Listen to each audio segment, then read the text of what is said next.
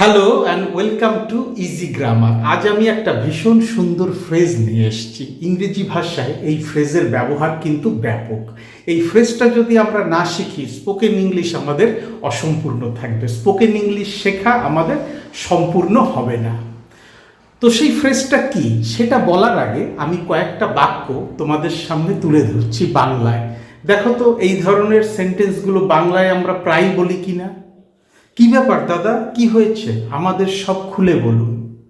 মনের কথা যদি মুখে স্পষ্ট করে না বলেন তাহলে আপনার সমস্যা আমরা বুঝবো কি করে? আমার যা বলা ছিল তা আমি স্পষ্টভাবে সবাইকে জানিয়ে দিয়েছি। সে তার বক্তব্য খোলাখুলি জানিয়ে দিয়েছে, বা সে তার বক্তব্য সবাইকে পরিষ্কারভাবে জানিয়ে দিয়েছে। তো এই যে সেন্টেন্সগুলো আমি বললাম বাংলায়, এই সেন্টেন্সগুলো যদি একটু ভালোভাবে খেয়াল করো তাতে কিন্তু একটা ব্যাপার পরিষ্কার। সেটা হচ্ছে এখানে কারো চিন্তাধারা, বক্তব্য, মতামত বা দৃষ্টিভঙ্গিকে সবার সামনে পরিষ্কারভাবে প্রকাশ করার বা জানানোর কথাই বলা হয়েছে। আর এটাই যখন আমরা ইংরেজিতে বলবো তখন আমাদের একটা বিশেষ ফ্রেজ বা শব্দগুচ্ছ ব্যবহার করতে হবে, আর সেটা হচ্ছে speak one's mind। এখানে ওয়ান্সটাতে কারো বোঝানো হয়েছে। বাক্যে যদি আমাকে নির্দেশ করা হয় তাহলে সেটা হবে স্পিক মাই মাইন্ড। তোমাকে যদি নির্দেশ করি স্পিক ইয়োর মাইন্ড। তাকে যদি নির্দেশ করি স্পিক্স হিজ অথবা her mind, speak our mind, speak there mind, ইত্যাদি ইত্যাদি। যাকে নির্দেশ করা হবে সেন্টেন্সে এখানে তাকেই মেনশন করতে হবে। তো চলো বোর্ডে লেখা যে চারটে সেন্টেন্স রয়েছে সেগুলো একটু পড়ে নেওয়া যাক। মিটিংয়ে আমাদের মনের কথা খুলে বলা উচিত। আমরা মিটিংয়ে সবসময় সব কিছু জানাতে পারি না। আমাদের ভেতরে অনেক ক্ষোভ জমে থাকে, আমাদের অনেক কথা থাকে যেগুলো আমরা মনে করি যারা বড় বড় লিডার বা যারা ম্যানেজমেন্টে রয়েছে তাদের জানানো উচিত, কিন্তু আমাদের ভেতরে সেটা জানানোর মতন সবসময় সাহস থাকে না। আমরা একটু দোনোমনো হয়ে যাই, জানাবো কি জানাবো না। কিন্তু এখানে আমরা বলছি যে মিটিংয়ে আমাদের মনের কথা খুলে বলা উচিত। আমরা যদি আমাদের ভেতরে যা আছে সেটা খুলে বলি, পরিষ্কারভাবে তুলে ধরি, তাহলেই ম্যানেজমেন্ট বা লিডাররা আমরা কি চাই সেটা বুঝতে পারবে। তুমি তোমার বক্তব্য খুলে বলতে দ্বিধা করো কেন? সে দ্বিধা করে, বলবে কি বলবে না, তার অনেক কিছু বলার আছে কিন্তু সে বলবে কি বলবে না, সে একটা দ্বিধাবোধের ভিতরে থাকে। তো তাকে আমি জিজ্ঞেস করছি তোমার যা মনের কথা সেটা খুলে বলো, তুমি সবসময় এত দ্বিধা করো কেন মনের কথাগুলো অন্যকে জানাতে, বা তোমার যা বলার আছে সেটা বলতে এত দ্বিধা করো কেন? মনের কথা খুলে বলতে ভয় পেও না। হয়তো আমার কিছু বলার আছে কিন্তু আমি একটু ইতস্তত বোধ করছি, কে কি মনে করবে আমি যদি আমার বক্তব্যটা সবার সামনে তুলে ধরি। কিন্তু এখানে বলা হয়েছে মনের কথা খুলে বলতে, তোমার ভিতরে তোমার যেটা বলার আছে, তোমার ভিতরে যে কথাগুলো জমে আছে সেটা সবার সামনে খুলে বলতে ভয় পেও না। আর শেষের যে বাক্যটা সেটাই রয়েছে, সে সবসময় তার মনের কথা খুলে বলতে ভালোবাসে। সে কোনো রাগ ঢাক রাখে না, তার ভেতরে যা যা জমে আছে, ভেতরে যা ক্ষোভ বা যা যা অসন্তোষ তার জমে আছে বা তার যেটা বলার আছে, সে সবসময় সেটা সবার সামনে বলতে ভালোবাসে। আর এই ধরনের সেন্টেন্সগুলোকেই আমরা যখন ইংরেজিতে লিখব তখন আমাদের স্পিক ওয়ান্স মাইন্ড এই ফ্রেজটা বা শব্দগুচ্ছটা ব্যবহার করতে হবে। তো চলো এবার আমরা এই বাক্যগুলোকেই ইংরেজিতে বলার চেষ্টা করি যেখানে স্পিক ওয়ান্স মাইন্ড শব্দগুচ্ছ বা ফ্রেজটা থাকবে। মিটিংয়ে আমাদের মনের কথা খুলে বলা উচিত। উচিত, শুড। আমাদের মনের কথা খুলে বলা উচিত। We should speak our mind. এখানে আমাদের নির্দেশ করছে তাই আমরা ওয়ান্স এর জায়গায় আওয়ার বসালাম। We should speak our mind. কোথায় বলা উচিত? না, মিটিংয়ে বলা উচিত।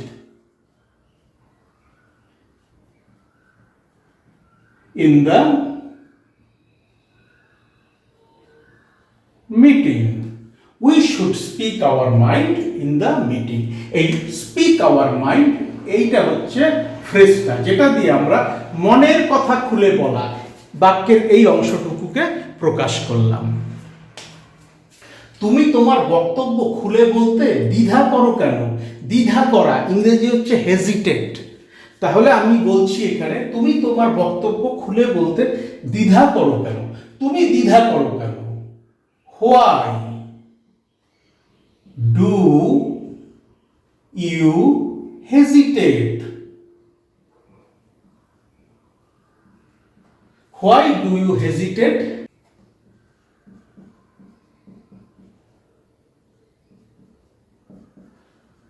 Speaking your mind. Why do you hesitate speaking your mind? এখানে একটা প্রশ্নবোধক চিহ্ন দিতে হবে, কারণ বাক্যটা প্রশ্নবোধক বাক্য। ইন্টারোগেটিভ সাইন আমি দিয়ে দিলাম। Why do you hesitate speaking your mind? অথবা why do you hesitate to speak your mind? তুমি তোমার মনের কথা খুলে বলতে দ্বিধা করো কেন?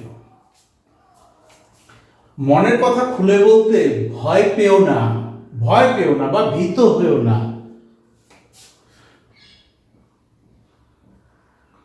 ডোন্ট বি অ্যাফ্রেড টু, কার মনের কথা? তোমার মনের কথা, কারণ আমি এইখানে তোমাকেই নির্দেশ করে বলছি যে মনের কথা খুলে বলতে ভয় পেও না। Don't be afraid to